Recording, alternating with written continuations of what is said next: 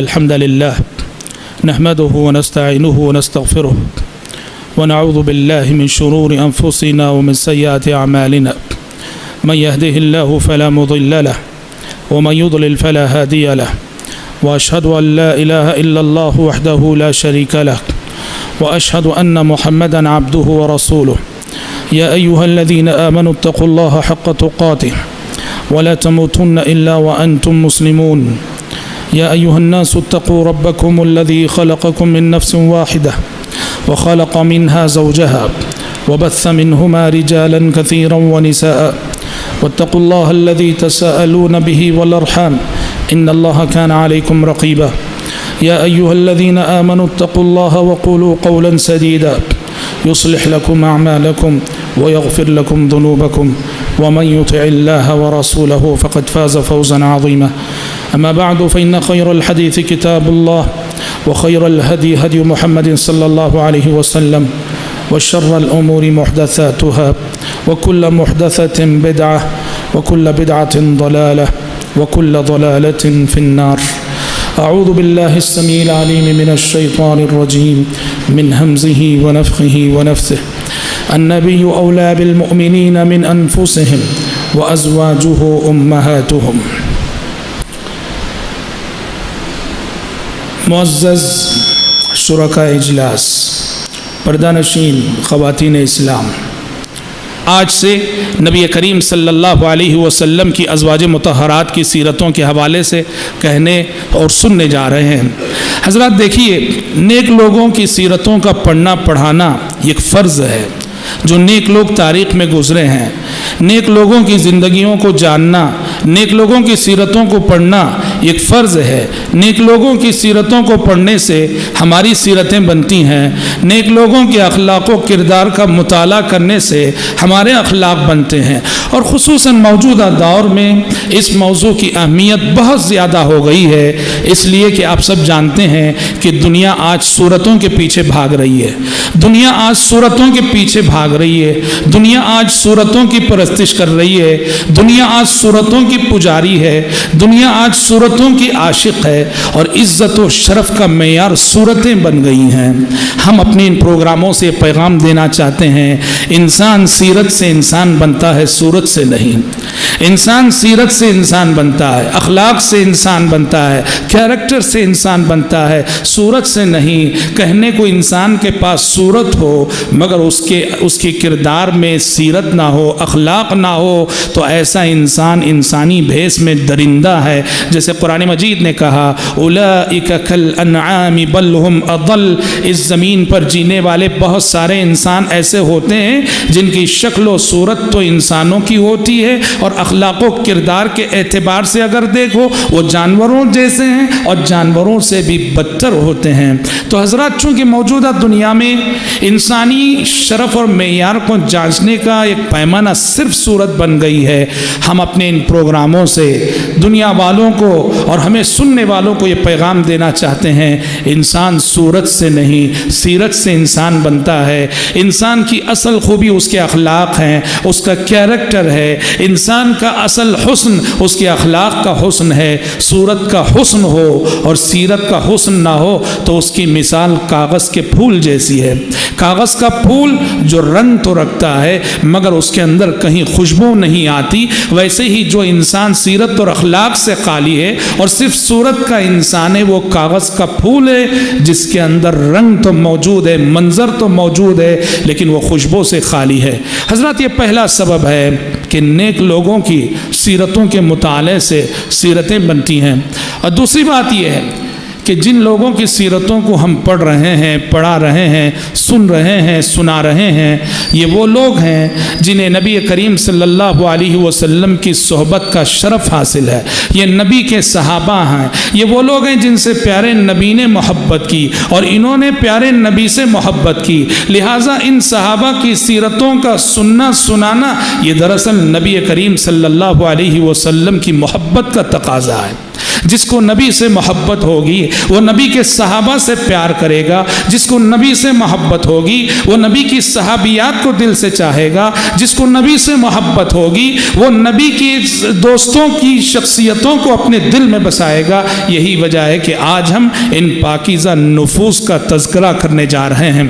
حضرات، تیسرا سبب جس کی وجہ سے ہم سیرت کے موضوع پر اور تراجم اور شخصیات کے موضوع پر ہماری پروگراموں کا سلسلہ جاری رکھے ہوئے ہیں، ہمارے اپنے انجام کے لیے، ہمارے اپنے اخروی انجام کو بنانے کے لیے، اس لیے کہ شریعت کہتی ہے المرء مع من احب، المرء مع من احب۔ کل قیامت کے روز آدمی کس کے ساتھ ہوگا؟ پیارے نبی نے کہا جس سے آدمی کو محبت ہوگی کل قیامت کے روز وہ ان کے ساتھ ہوگا۔ ہمیں نبی کے صحابہ سے محبت ہے، حضرات صحابیات سے محبت ہے، امہات المومنین سے محبت ہے۔ ہم ایمان رکھتے ہیں کہ ہماری یہ محبت ہماری اخروی نجات کا ذریعہ بنے گی۔ صحابہ سے ہماری یہ محبت، صحابیات سے ہماری یہ محبت، امہات المومنین سے ہماری یہ محبت ہماری اخروی نجات کا ذریعہ بنے گی، اور جنت میں ان عظیم نفوس قدسیہ کی معیت اور ان کی صحبت حاصل کرنے کا ذریعہ بنے گی۔ اس لیے کہ نبی کریم صلی اللہ علیہ وسلم نے فرمایا المرء مع من احب، آدمی کل قیامت کے روز ان لوگوں کے ساتھ ہوگا جن سے کہ اسے محبت ہوتی ہے۔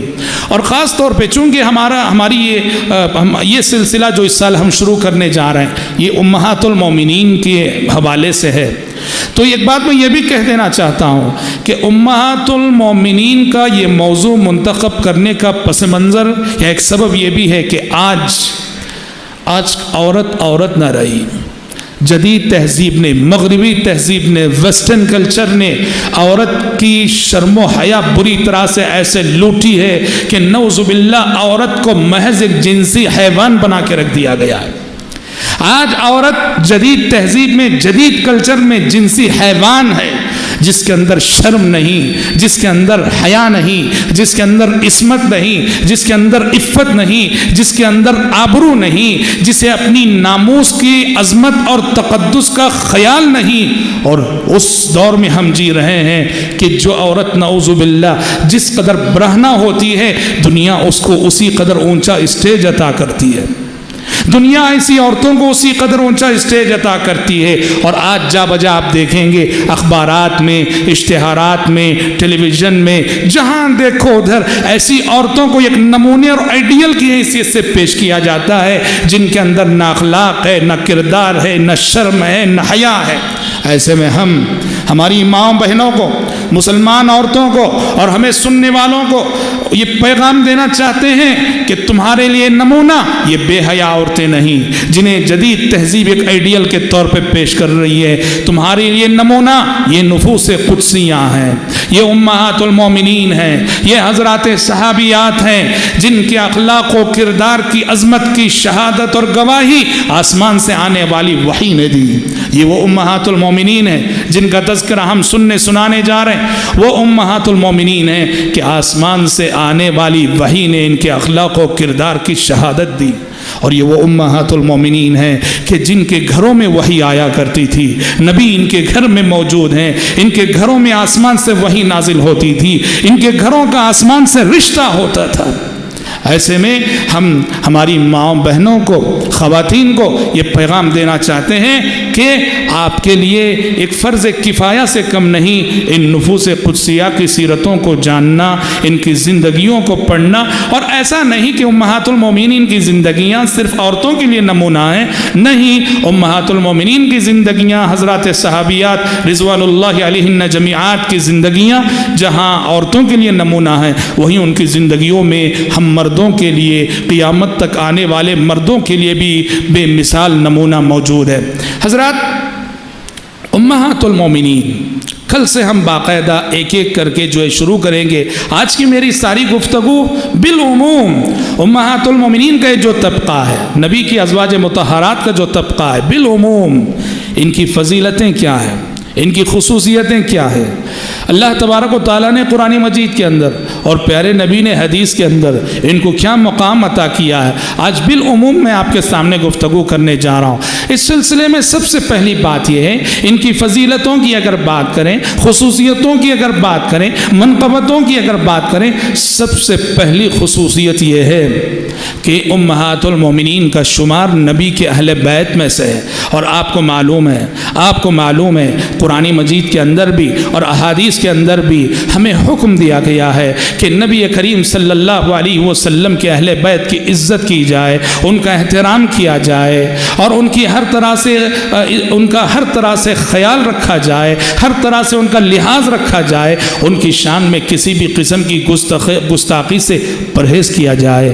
انما یرید اللہ لیذھب عنکم الرجس اہل البیت ویطہرکم تطہیرا، اور احادیث میں پیارے نبی نے فرمایا اذکرکم اللہ فی اہل بیتی، اذکرکم اللہ فی اہل بیتی، بار بار فرمایا، تکرار کے ساتھ فرمایا کہ میں اپنے اہل بیت کے سلسلے میں تمہیں اللہ کا واسطہ دیتا ہوں، میں اپنے اہل بیت کے سلسلے میں تمہیں اللہ کا واسطہ دیتا ہوں۔ مطلب یہ ہے ان کے حقوق کا لحاظ رکھنا، ان کا احترام کرنا، ان کے ساتھ ادب کرنا، ان کی حق تلفی نہ کرنا، ان کی شان میں کسی قسم کی گستاخی نہ کرنا، یہ ہمارا عقیدہ ہے۔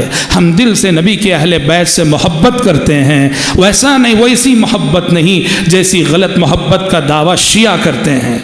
نبی کی اہل بیت سے محبت کے دعوے دار ہیں اور نبی کے اہل بیت میں نبی کی بیویوں کو شمار نہیں کرتے۔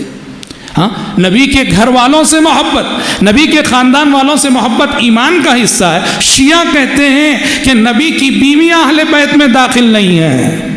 یہ کیسی تفسیر ہے اہل بیت کی؟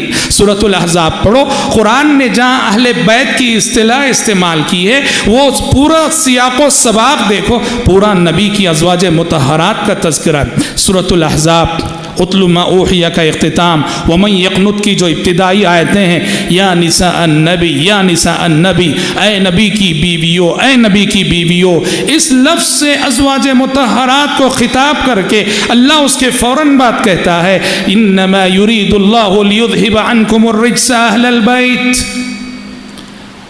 اللہ تعالیٰ تمہیں یہ تعلیمات کس لیے دے رہا ہے؟ اے نبی کے گھر والوں، اے نبی کے گھر والوں، اے نبی کی گھر والیوں، اے اہل بیت، اللہ تمہیں یہ تعلیمات اس لیے دے رہا ہے کہ اللہ تمہیں ہر قسم کی اخلاقی گندگی سے پاک کرنا چاہتا ہے۔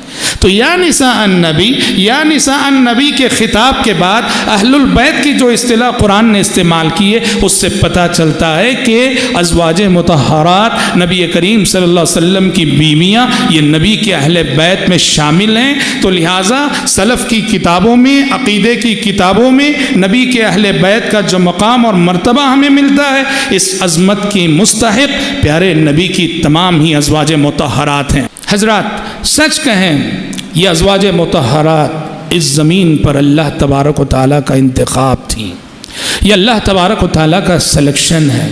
کیسا انتخاب؟ عورتیں بہت تھیں،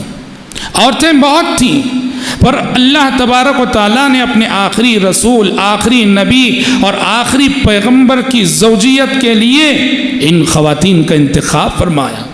ایسے ہی نہیں کہ ایسے ہی ہو گیا ان کا نکاح نبی کریم صلی اللہ علیہ وسلم سے، نہیں، یہ اللہ تبارک و تعالیٰ کا سلیکشن ہے، یہ اللہ تبارک و تعالیٰ کا انتخاب ہے۔ اللہ تبارک و تعالیٰ نے ان خواتین کو منتخب کیا طبقہ خواتین میں سے اپنے آخری پیغمبر کی زوجیت کے لیے، اور انتخاب کر کے اللہ تعالیٰ نے انہیں نبی کی زوجیت کا شرف عطا کیا۔ اور یہ انتخاب کس لیے؟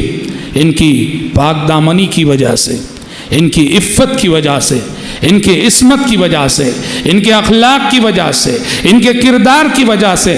ہمارا ایمان ہے کہ اللہ کی قسم طبقہ خواتین میں، طبقہ نسوان میں اخلاق کے اعتبار سے، کردار کے اعتبار سے اگر دیکھا جائے، ان ازواج مطہرات سے اونچا کردار کہیں نظر نہیں آئے گا، ان ازواج مطہرات سے اونچے اخلاق کہیں نظر نہیں آئیں گے۔ اور یہ صرف ہماری عقیدت نہیں، حقیقت ہے، یہ صرف ہماری عقیدت نہیں، یہ حقیقت ہے۔ ان کی زندگیوں کو پڑھو، جیسا کہ ہم سنیں گے انشاءاللہ تعالی، ان کی زندگیاں گواہی دیں گی کہ اللہ تبارک و تعالی نے ان خواتین کا انتخاب کیا تھا ان کے اخلاق کی وجہ سے، ان کے کردار کی وجہ سے، اور ان کے کیریکٹر کی وجہ سے۔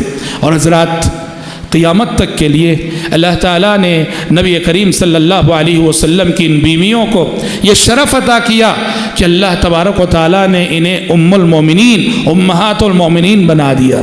کہا کہ میرے پیغمبر کی یہ بیویاں یہ صرف رہنما خواتین نہیں بلکہ قیامت تک آنے والے مسلمانوں کی مائیں ہیں. حضرات یہ ازواج مطہرات جن کی سیرتوں کے تذکرے آج ہم پڑھنے اور سننے جا رہے ہیں یہ امہات المومنین ہیں, یہ قیامت تک آنے والے مسلمانوں کی مائیں ہیں. قرآن نے کہا النبی اولی بالمؤمنین من انفسہم وازواجہ امہاتہم. اللہ تعالیٰ نے کہا پیغمبر مومنوں پر ان کی جانوں سے زیادہ حق رکھتے ہیں اور پیغمبر کی بیویاں مومنوں کی مائیں ہیں. یہ عورتیں ہماری مائیں ہیں. خدیجہ ہماری ماں ہے رضی اللہ عنہ, عائشہ ہماری ماں ہے رضی اللہ عنہ, ام سلمہ ہماری ماں ہے رضی اللہ عنہ, میمونہ ہماری ماں ہے رضی اللہ عنہ. تمام کی ازواج مطہرات جو پیارے نبی صلی اللہ علیہ وسلم کے حوالہ عقد میں رہیں, آپ کی نکاح میں رہیں, یہ ہماری مائیں ہیں. ماں کس معنی میں؟ ایک تو عزت و احترام میں, جس طرح ہم اپنی ماں کا احترام کرتے ہیں, اپنی ماں کی عزت کرتے ہیں, اس طرح امہات المومنین کا احترام ہونا چاہیے.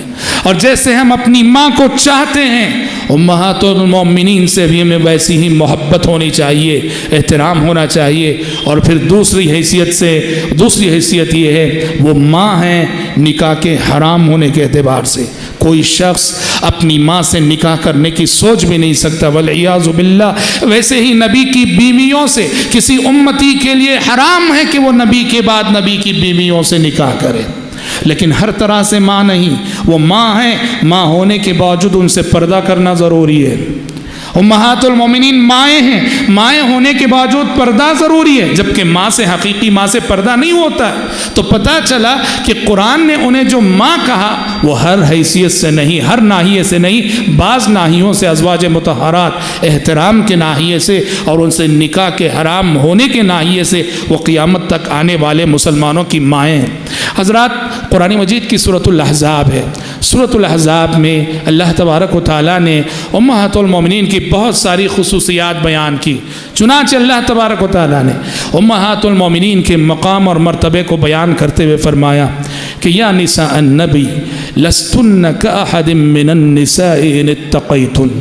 کہا کہ یہ کوئی عام عورتیں نہیں ہیں, یہ عام خواتین نہیں ہیں. امہات المومنین یہ خواتین میں سے منتخب خواتین ہیں, ان بڑا شرف رکھنے والی خواتین ہیں, بڑا مقام اور مرتبہ رکھنے والی خواتین ہیں. عام عورتوں پر انہیں قیاس نہ کیا جائے, عام عورتوں کی طرح انہیں دیکھا نہ جائے اور عام عورتوں کی طرح انہیں سمجھا نہ جائے. ان کا شرف ہی کچھ اور ہے, ان کا مقام ہی کچھ اور ہے, ان کا رتبہ ہی کچھ اور ہے. اللہ نے کہا یا نساء النبی لستن کاحد من النساء, اے پیغمبر کی بیوی ہو تم عام عورتوں جیسے نہیں ہو, تمہارا مقام عام عورتوں جیسا نہیں ہے, تمہارا مقام بہت اونچا ہے, اس لیے کہ تم نبی کی بیویاں ہو اور پیغمبر کی بیویاں ہو. اور پھر اسی مقام کے اعتبار سے اللہ نے ایک خصوصیت یہ بھی بیان کی کہ ازواج مطہرات اور امہات المومنین کی جو نیکیاں ہیں, ان کا جو عمل صالح ہے, عام لوگوں کے مقابلے میں ان کا اجر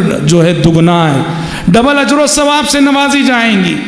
ایک عام مسلمان کوئی بھی عمل کرے تو جتنا ثواب اسے ملتا ہے, نبی کی بیویوں کو یہ اعزاز بخشا گیا کہ اگر وہ نیکی کریں, عمل صالح کریں, تو ان کے عمل صالح کا اجر و ثواب عام مومنوں کے مقابلے میں دگنا ہے. چنانچہ اللہ تعالیٰ نے کہا وَمَنْ يَقْنُتْ مِنْكُنَّ لِلَّهِ وَرَسُولِهِ وَتَعْمَلْ صَالِحًا نُؤْتِهَا أَجْرَهَا مَرَّتَيْنِ. کہا کہ نبی کی بیویوں تم میں سے جو بھی اللہ اور اس کے رسول کی اطاعت کرے گی, فرما برداری کرے گی, نُؤْتِهَا أَجْرَهَا مَرَّتَيْنِ, ہم اسے اس کا اجر و ثواب ڈبل دیں گے, دگنا دیں گے. یہ خصوصیت ہے حضرات امہات المومنین. اور جیسے اجر و ثواب دگنا ہے, ویسے ہی ازواج مطہرات سے کہا گیا کہ اگر تم سے گناہ ہو جائیں, معصیتیں ہو جائیں, تمہارے گناہ پر جو ہے عذاب و عقاب بھی ویسے ہی دگنا ہے, عذاب و عقاب بھی ویسے ہی دگنا ہے. چنانچہ کہا گیا یا نساء النبی من یأت منکن بفاحشۃ مبینہ یضاعف لها العذاب ضعفین. اے نبی کی بیویوں تم میں سے جو کوئی بے حیائی کا ارتکاب کرے, یاد رہے نبی کی بیویوں سے بے حیائی کا تصور نہیں کیا جا سکتا، لیکن کبھی کچھ باتیں فرض کر کے کہہ دی جاتی ہیں، جیسے پیغمبر سے کہا گیا لئن اشرکت لیحبطن عملک، اے پیغمبر اگر آپ بھی شرک کریں گے تو آپ کی زندگی کا عمل ضائع ہو جائے گا، پیغمبر سے کبھی شرک نہیں ہو سکتا۔ ویسے ہی بات تھی امہات المومنین، یہ اللہ کا انتخاب تھا یہ طبقہ، اور ان سے بے حیائی نہیں ہو سکتی تھی، لیکن اللہ تعالیٰ نے امت کی عام عورتوں کو دوسری عورتوں کو بتانے کے لیے کہا کہ تم میں سے جو کوئی کھلی بے حیائی کا ارتکاب کرے یضاعف لها العذاب ضعفین، عذاب بھی اس کے لیے دگنا۔ تو خصوصیت ہے امہات المومنین کی کہ عمل صالح کریں اجر و ثواب بھی دگنا، اور اگر گناہ اور معصیت کریں تو ایسی صورت میں عذاب بھی جو انہیں دگنا دیا جائے گا، جبکہ وہ نہ معصیت نہ بے حیائی کا ارتکاب کرتی ہیں اور نہ ہی انشاءاللہ تعالیٰ انہیں اللہ کے پاس عذاب ہی ہوگا۔ حضرات، امہات المومنین کی ایک اور خصوصیت یہ بھی ہے کہ امہات المومنین جنت میں بھی آپ صلی اللہ علیہ وسلم کی بیویاں ہیں، ان کا رشتہ زوجیت پیارے نبی کے ساتھ جنت میں بھی قائم رہے گا، جنت میں بھی باقی رہے گا، یہ جنت میں بھی نبی کی بیویاں ہیں۔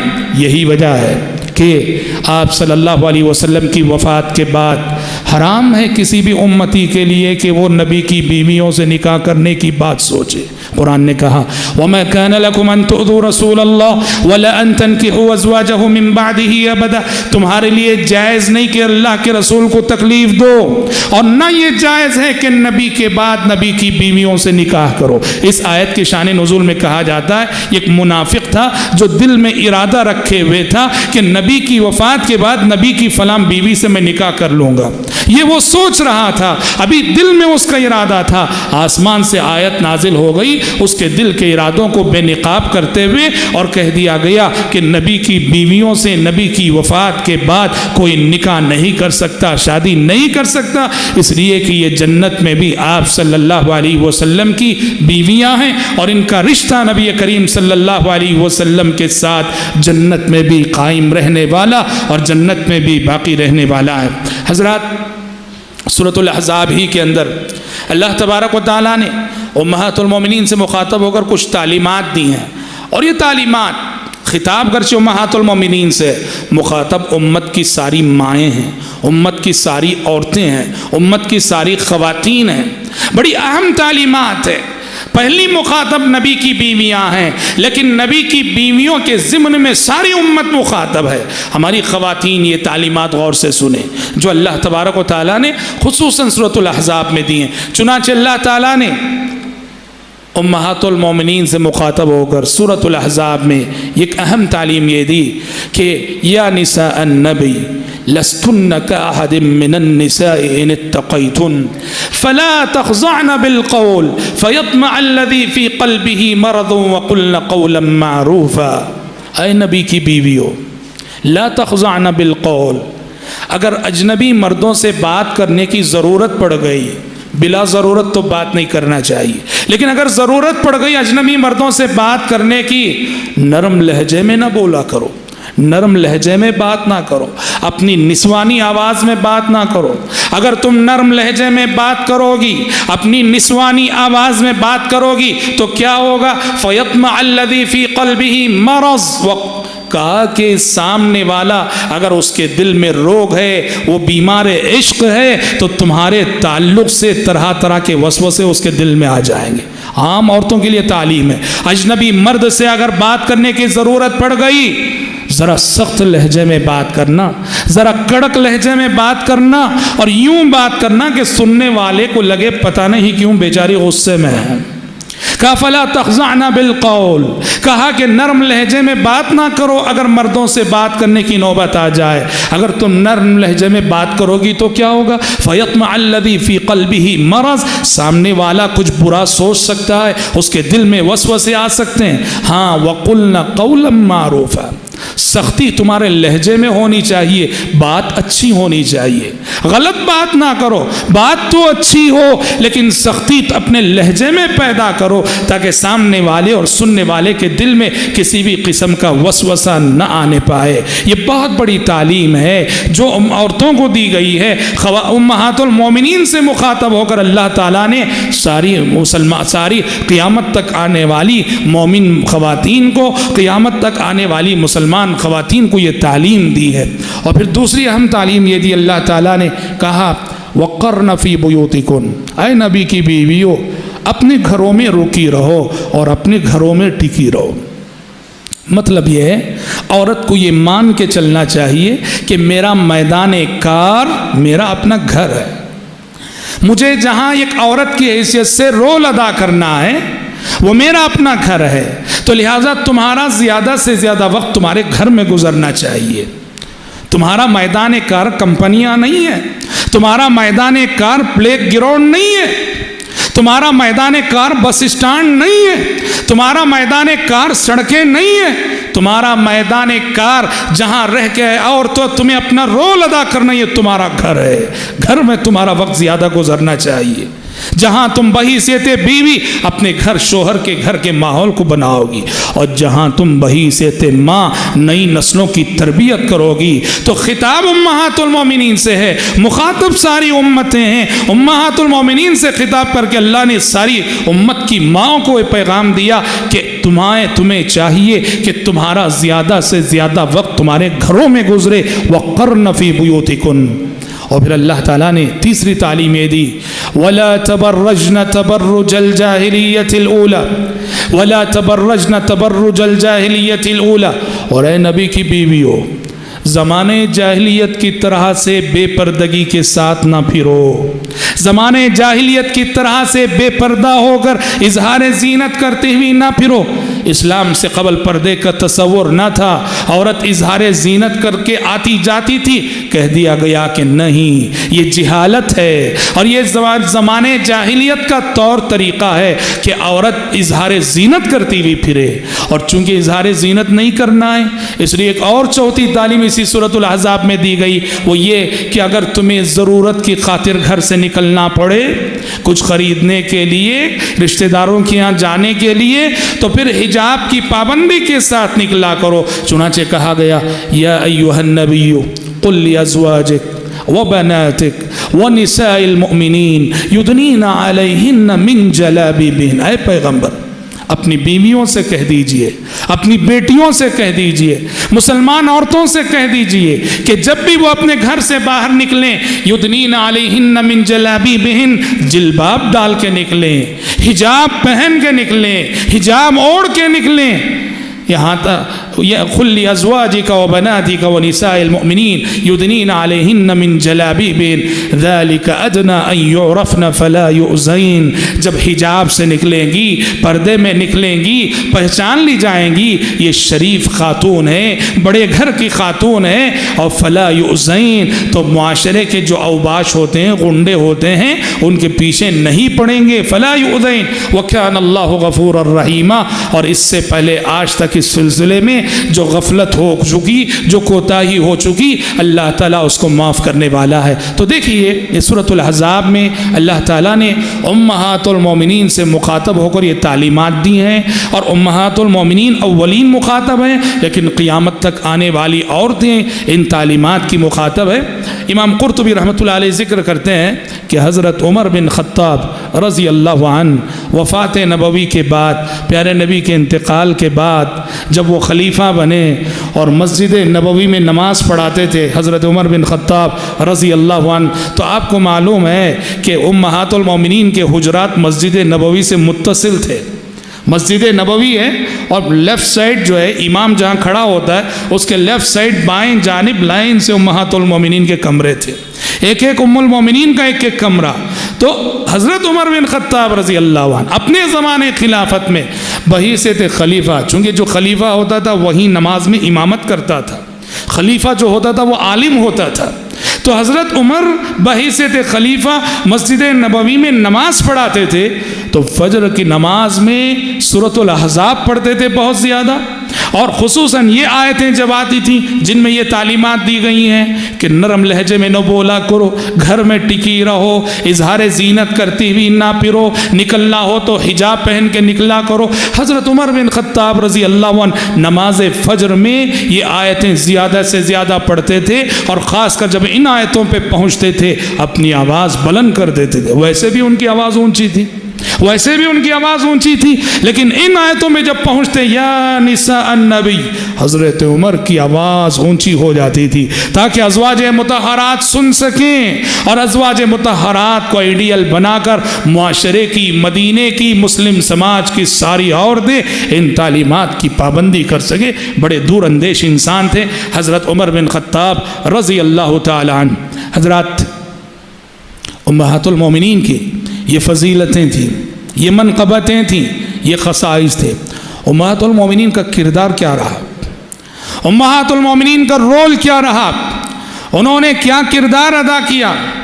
کردار کے اعتبار سے اگر دیکھیں تو سچ کہیں تو انہیں جو مقام ملا کہ یہ امہات المومنین ہیں، یہ مومنوں کی مائیں ہیں، اور اللہ تعالیٰ ان کے گھروں میں وحی نازل کرتا تھا. اور جیسا کہ آپ سنیں گے ملائکہ ان کے گھروں میں آیا کرتے تھے، اس لیے کہ یہ کردار کے اعتبار سے اتنی ہی بلند خواتین تھیں. امہات المومنین کا کردار کیا تھا؟ زندگی میں انہوں نے کیا کارنامہ انجام دیا؟ یاد رہے امہات المومنین کا سب سے بڑا کارنامہ یہ ہے، ازواج مطہرات رضی اللہ عنہن جمیعات کا سب سے بڑا کارنامہ یہ ہے کہ پیارے نبی صلی اللہ علیہ وسلم تبلیغ و دعوت کی زندگی جو آپ نے گزاری، نبوت و رسالت کی جو عظیم ذمہ داری آپ صلی اللہ علیہ وسلم پہ عائد کی گئی، تو قدم بقدم پیارے نبی کے ساتھ رہے.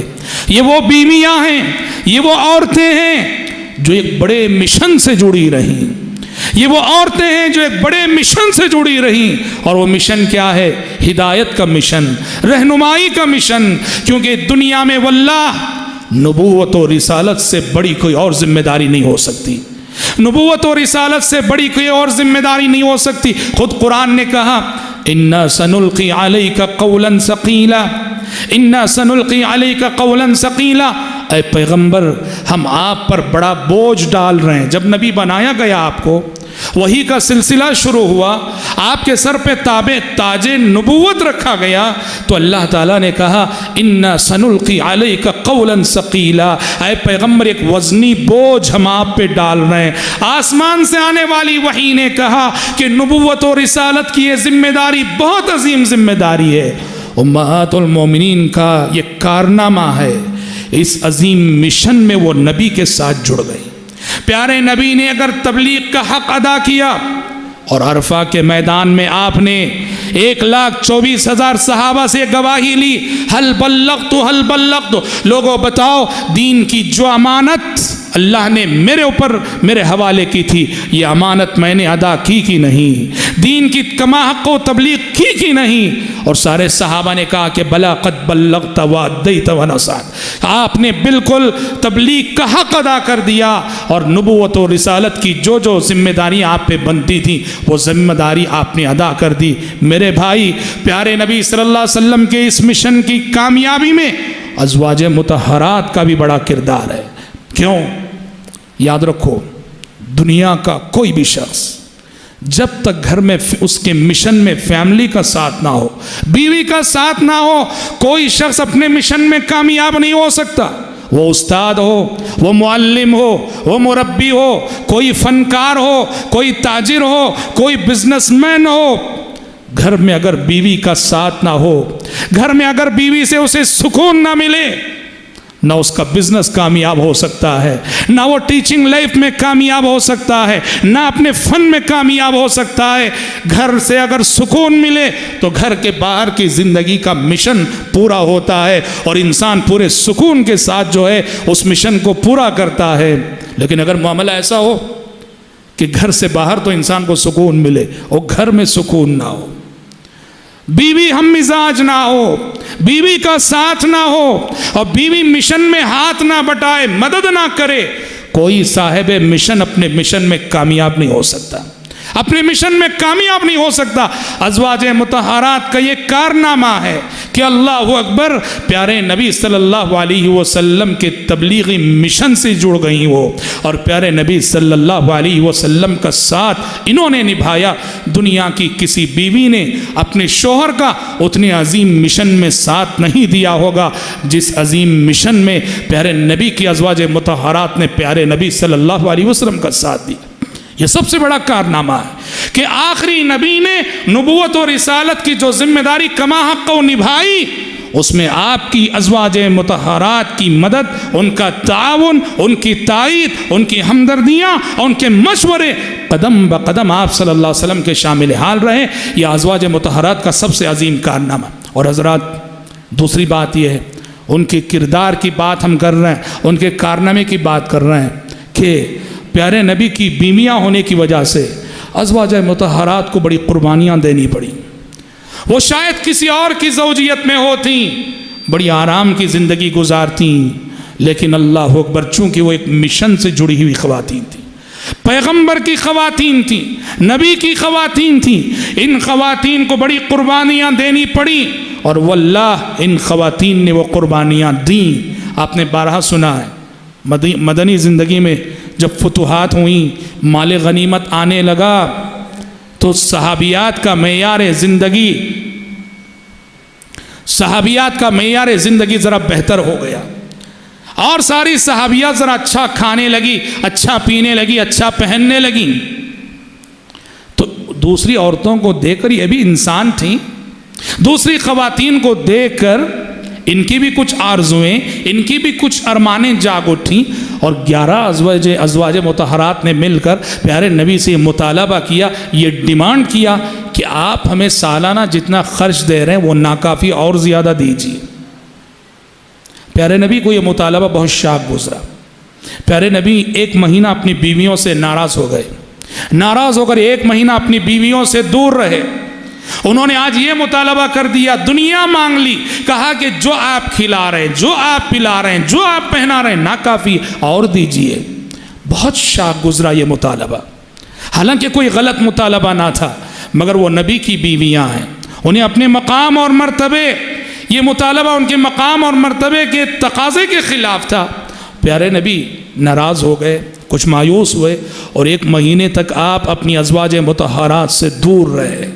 1 مہینے بعد آسمان سے وحی آئی، اور آسمان سے آنے والی وحی نے فیصلہ کیا، یا ایھا النبی قل لازواجک ان کنتن تردن الحیاۃ الدنیا وزینتها فتعالین امتعکن واسرحکن سراحا جمیلا وان کنتن تردن اللہ ورسولہ والدار الآخرہ فإن اللہ اعد للمحسنات منکن اجرا عظیما۔ 1 مہینے بعد آسمان سے آنے والی وحی نے فیصلہ کیا، اے پیغمبر اپنی بیویوں سے کہہ دیجئے، فیصلہ کر لو، دنیا چاہیے یا آخرت؟ دنیا چاہتی ہو، آؤ، ابھی میں کچھ تمہیں دے دوں گا، نواز دوں گا، اور اچھے طریقے سے تمہیں چھوڑ ڈالوں گا، دے دوں گا جو تمہیں دینا ہے، اور دے کے ابھی تمہیں طلاق دے دوں گا، ابھی چھوڑ دوں گا۔ نہیں، اگر آخرت چاہیے، اللہ اور اس کے رسول کی رضا چاہیے، تو رسول تمہیں جس معیار زندگی پہ رکھے اسی معیار زندگی پہ مطمئن رہنا پڑے گا۔ یہ آسمان سے وحی آئی، مہینہ بعد پیارے نبی صلی اللہ علیہ وسلم نے ازواج مطہرات میں سے ایک ایک کو بلایا، یہ آیت سنائی، اور انہیں چوائس دیا کہ جو چاہے اختیار کرو، دنیا چاہیے یا آخرت چاہیے۔ سب سے پہلے حضرت عائشہ کو بلایا، یہ آیت سنائی، کہا کہ جاؤ اپنے والدین سے مشورہ کرو، مشورہ کر کے آ کے اپنا فیصلہ سنانا۔ حضرت عائشہ نے کہا، اللہ کے نبی، آپ کے ساتھ رہنے اور نہ رہنے میں مشورہ کروں کیا میں؟ دنیا اور آخرت میں کیا چاہیے اس سلسلے میں مشورہ کروں کیا میں؟ یہ سب ایسی باتیں ہیں کہ اس میں مشورے کی ضرورت نہیں ہوا کرتی۔ میں ابھی کہتی ہوں مجھے آخرت چاہیے، اللہ اور اس کا رسول چاہیے۔ اور ساری ازواج مطہرات کو بھی جب آپ نے بلایا، تمام ازواج مطہرات نے بعینہ وہی جواب دیا جو جواب کہ ام المومنین عائشہ صدیقہ رضی اللہ عنہا نے دیا۔ تو دیکھو میرے بھائی، اللہ نے انہیں یہ اعزاز عطا کیا. جب پوری بیویوں نے یہی جواب دیا, اللہ نے یہ اعزاز عطا کیا کہ آسمان سے وحی آ گئی, لا یحل لک النساء من بعد. اے پیغمبر, یہ بیویاں جنہوں نے اللہ اور اس کے رسول کو اپنایا, دنیا کے مقابلے میں آخرت کو ترجیح دی, اب یہی آپ کی بیویاں ہیں. آگے آپ اور نکاح نہیں کر سکتے, آگے آپ اور نکاح نہیں کر سکتے, آگے آپ اور شادیاں نہیں کر سکتے. یہ وہ بیویاں جنہوں نے قربانی دے کر آپ کو اپنایا ہے اور دنیا کے مقابلے میں آخرت کو ترجیح دی ہے. انہی کا حق ہے کہ یہ آپ کی بیویاں بن کر رہے. یہ اعزاز انہوں نے عطا کیا. اور حضرات دیکھو, انسان تھی, بشر تھی, ان بشری تقاضا وقتی طور پہ غالب آیا ضرور, لیکن کتنا جلد وہ اپنے مقام اور مرتبے کے تقاضوں سے واقف ہوئی اور کتنا جلد انہوں نے اپنے مقام و مرتبے کے تقاضے سے واقف ہو کر قربانی دی. اور یہ قربانی پوری زندگی دی, یہ قربانی پوری زندگی دی. دوسری صحابیات کا معیار زندگی بدل گیا, ذرا اونچا ہو گیا, بہتر ہو گیا. مگر امہات المومنین, آپ کو معلوم ہے نبی کے گھرانوں کا کیا حال تھا. پیارے نبی گھر میں داخل ہوتے ہیں, پوچھتے ہیں اپنی بیویوں سے, ہے کچھ کھانے کے لیے؟ جواب ملتا ہے کہ کچھ نہیں ہے, کچھ نہیں ہے. کہتے ہیں چلو تب تو میں روزے سے ہوں. یہ نبی کا گھرانہ ہے, یہ پیغمبر کا گھرانہ ہے. قربان جائیے. عورت اسے کہتے ہیں جو شوہر کے حالات کے ساتھ کمپرومائز کر کے چلے, شوہر کے حالات کے ساتھ کمپرومائز کر کے چلے, شکوہ شکایت نہ کرے. پیارے نبی کا خانوادہ ہے, نبی گھر میں داخل ہو کے پوچھتے ہیں کچھ ہے کیا؟ کہتی ہیں کچھ نہیں, مطلب کھجور بھی نہیں. اور تب پیارے نبی کہتے چلو تب تو میں روزے سے ہوں. ماں عائشہ صدیقہ رضی اللہ عنہا فرماتی ہیں کہ پوری مدنی زندگی میں, مدینے کے پورے 10 سال میں کبھی ایسا نہیں ہوا کہ پیارے نبی نے اور نبی کی بیویوں نے 3 دن مسلسل گیہوں کی روٹی کھائی ہو. اللہ اکبر, 3 دن گیہوں کی روٹی کھائی ہو. میں یہ بتانا چاہتا ہوں کہ پیغمبر کے مشن سے جڑنے کے بعد ازواج مطہرات اور امہات المومنین نے کتنی عظیم قربانیاں دی. اور انہی مائی عائشہ صدیقہ رضی اللہ عنہا کا بیان ہے, 3 مہینے گزر جاتے تھے, 3 چاند ہم دیکھتے. ہلال کہتے ہیں پہلے چاند کو. مائی عائشہ فرماتی ہیں 3 مہینوں کا پہلا چاند ہم دیکھتی تھیں اور ہمارے گھرانوں میں چولہا نہیں جلتا تھا. 3 مہینے گزرتے اور 3 مہینوں میں چولہا نہیں جلا ہے. سننے والے راوی حدیث کو تعجب ہوا. انہوں نے مائی عائشہ صدیقہ رضی اللہ عنہا سے پوچھا کہ مائی کیا بات کر رہی ہو, 3 مہینے گزرتے اور چولہا نہیں جلتا تھا, پھر آپ کا گزر بسر اور زندگی کیسے؟ کہتی تھی علی الاسودین الماء والتمر. کہا کہ ہمارا سارا گزر بسر پانی اور کھجور پہ ہوتا تھا, کھجور کھا لیتے اور پانی پی لیتے. مہینے گزرتے تھے اس غذا پر, کھجور کی غذا پر. اللہ اکبر. ایسی زاہدانہ زندگی انہوں نے گزاری اور کبھی کسی کھانے میں عیب نہیں نکالا. اور ہم آج اپنی معیار زندگی کا مقابلہ ان سے کر کے دیکھیں, اور آج ہم کھانے میں کتنا عیب نکالتے ہیں. اللہ المستعان. یہ پیغمبر کی بیویاں ہیں جو پیغمبرانہ مشن سے جڑنے کے بعد اس مشن نے جن قربانیوں کا ان سے تقاضا کیا, مطالبہ کیا, ہر قدم انہوں نے وہ قربانیاں پیش کی. حضرات, امہات المومنین کے اخلاق و کردار کا ایک اور پہلو یہ بھی ہے کہ وہ سب سوکنیں تھیں. ہر ام المومنین کی کتنی, پیارے نبی کی 11 بیویاں, ایک کی بھی گویا 10 سوکنیں. ان سب کو سب سوکنیں رکھنے والی بھی. اور آپ کو معلوم ہے کہ عورت کی اگر سوکن ہو, اس کے ساتھ عورت کے تیور کیسے ہوتے ہیں. شریف عورت بھی, دیندار عورت بھی, با اخلاق عورت بھی, اس کے مقابلے میں اگر کوئی سوکن آ جائے اس کے تیور بدل جاتے ہیں. لڑائی جھگڑے ٹنٹے پنچایتیں, ہمیشہ یہی ماحول ہوتا ہے. قربان جائیے ازواج مطہرات پر, ان میں سے ہر ایک کی 9 10 سوکنیں, لیکن کتنا پاکیزہ ماحول تھا ان کے مابین. ہاں دیکھو, انسان تھی, بشر تھی, کبھی ان کے درمیان بھی کچھ ایسی ویسی باتیں ہو جاتی تھی, جیسا کہ ہم انشاءاللہ تفصیلی تذکرہ جب ایک کا سنیں گے اس میں کچھ واقعات آئیں گے. انسان تھیں, بشر تھیں, کچھ واقعات ان کے ساتھ ہوتے تھے, لیکن بہت جلد اپنے مقام اور مرتبے کے تقاضوں سے وہ واقف ہوتی تھیں اور بہت جلد وہ جو ہے اخلاق اور اعلیٰ کردار کی طرف لوٹ آتی تھیں. کتنا پاکیزہ ماحول تھا. روایتوں میں آتا ہے کہ ہر دن اثر بعد تمام ازواج مطہرات, پیارے نبی کی ساری بیویاں ایک ام المومنین کے گھر میں جمع، جس کی باری ہوتی تھی، جس ام المومنین کی باری ہوتی تھی، ساری امہات المومنین اور ساری ازواج مطہرات اس ام المومنین کے گھر میں جمع ہو جاتی اور پیارے نبی ان کے ساتھ مل بیٹھتے۔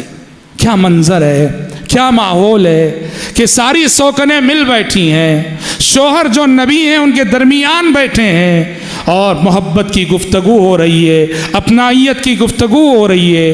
کتنا کمپرومائز کیا انہوں نے، پیارے نبی کا ان بیویوں نے کس حد تک ساتھ دیا، رضی اللہ عنہن جمیعات۔ تو میرے بھائی، امہات المومنین کو ایسے ہی مقام اور مرتبہ نہیں ملا، اور سب سے بڑی بات یہ ہے ان کے کارنامے اور کردار کی اگر بات کی جائے تو امہات المومنین کا ایک بہت بڑا کارنامہ اور ایک بہت بڑا کردار یہ ہے کہ احادیث رسول کا بہت بڑا ذخیرہ انہی امہات المومنین کے ذریعے ہم تک پہنچا ہے۔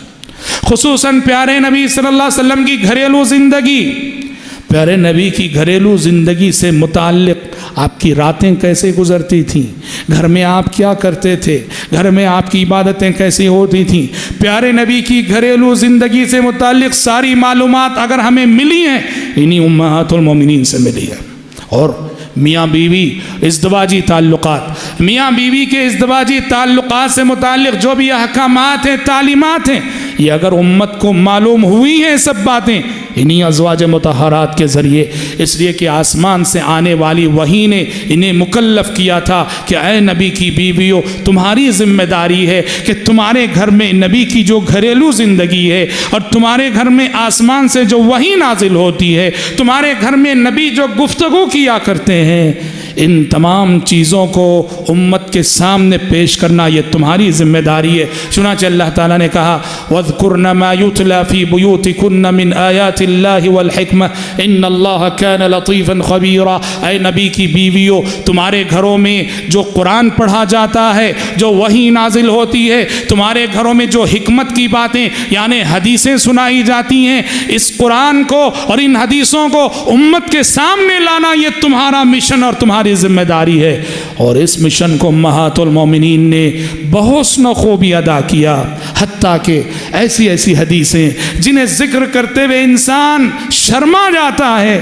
امہات المومنین بڑی باحیا خواتین تھیں، بڑی شرم و حیا والی خواتین تھیں، لیکن واللہ مجھے بتاؤ اگر وہ شرما کے خاموش رہ جاتی تو ازدواجی تعلقات سے متعلق مسائل امت کو کیسے معلوم ہوتے؟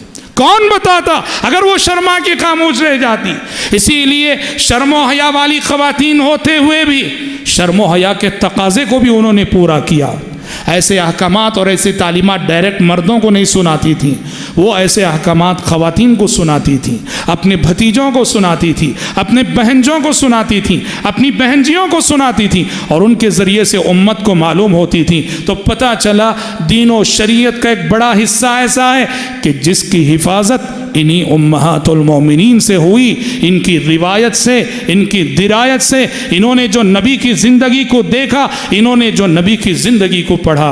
اور حضرات آخری بات یہ ہے کہ امہات المومنین جو 11 بیویاں نبی کریم صلی اللہ علیہ وسلم کی، اس سے خود آپ صلی اللہ علیہ وسلم کے کردار کی عظمت پہ بھی روشنی پڑتی ہے۔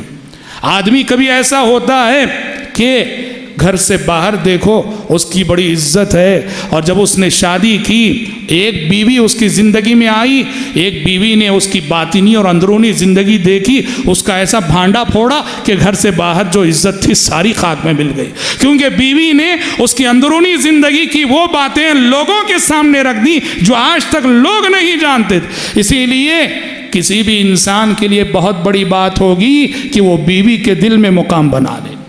دنیا عزت کرے گی لیکن بیوی کے دل میں مقام بنانا بہت بڑی بات ہوتی ہے، اس لیے کہ بیوی آدمی کی کمزوری سے واقف ہوتی ہے۔ قربان جائیے نبی کی زندگی پر، یہاں ایک بیوی نہیں، آپ کی زندگی کو پڑھنے والی 11 بیویاں ہیں، 11 بیویاں ہیں۔ 11 بیویوں نے آپ کو ہر طرح سے دیکھا، ہر طرح سے جانا، ہر طرح سے پڑھا اور ہر طرح سے پرکھا، اور سب کی ایک ہی شہادت کہ انک لعلی خلق عظیم، انک لعلی خلق عظیم۔ اس سے نبی کریم صلی اللہ علیہ وسلم کے اخلاق اور آپ کی کردار کی عظمت پہ بھی روشنی پڑتی ہے۔ تو بہرحال میں گفتگو کو زیادہ طول نہ دیتے ہوئے کہنا چاہوں گا، آج ضرورت ہے امہات المومنین جیسی زندگیوں کو پڑھنے کی، آج ضرورت ہے امہات المومنین جیسی سیرتوں کو پڑھنے کی، آج ضرورت ہے امہات المومنین کے حقوق کو جاننے کی، اور محض ایمان کی خاطر، محض ایمان کی بنیاد پر اللہ کی خاطر ان سے محبت کرنے کی۔ اور آج ضرورت ہے، جیسا کہ ہم نے کہا خصوصاً ہماری خواتین کے لیے، کہ آج خاتون عورت ایک جنسی حیوان بن کے رہ گئی ہے۔ عورت کی عظمت کا سبق اگر یاد دلانا ہو، عورت کی تقدس کا سبق اگر یاد دلانا ہو، تو امہات المومنین جیسی زندگیاں، ایسی پاک باز عورتیں، ایسی پاک باز خواتین، ایسی باحیا خواتین، ان کی سیرتوں کو دنیا والوں کے سامنے لانا از حد ہمارے لیے ضروری ہے۔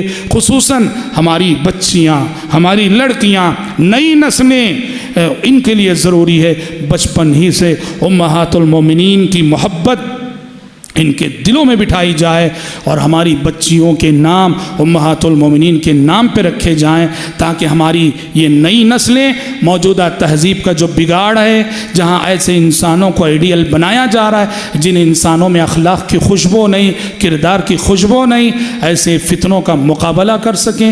دعا ہے رب العالمین سے اللہ تبارک و تعالی ہم سب کو، آپ سب کو زندگی کے ہر شعبے میں اصحاب رسول رضوان اللہ علیہم اجمعین، حضرات صحابہ کرام رضی اللہ عنہم اجمعین، اور حضرات صحابیات رضی اللہ عنہن جمیعات، ان کے نقش قدم پر چلنے کی توفیق عطا فرمائیں، آمین۔ انشاءاللہ تعالی کل سے ہم باقاعدہ ایک ایک ام المومنین کی سوانح حیات اور ایک ایک ام المومنین کی زندگی پر روشنی ڈالیں گے۔ ہم شکر گزار ہیں آپ سب کے، بڑے شوق سے آپ حاضر ہوتے ہیں، ہماری ماؤں بہنوں کے شکر گزار ہیں، وہ بھی بڑے شوق سے حاضر ہوتی ہیں۔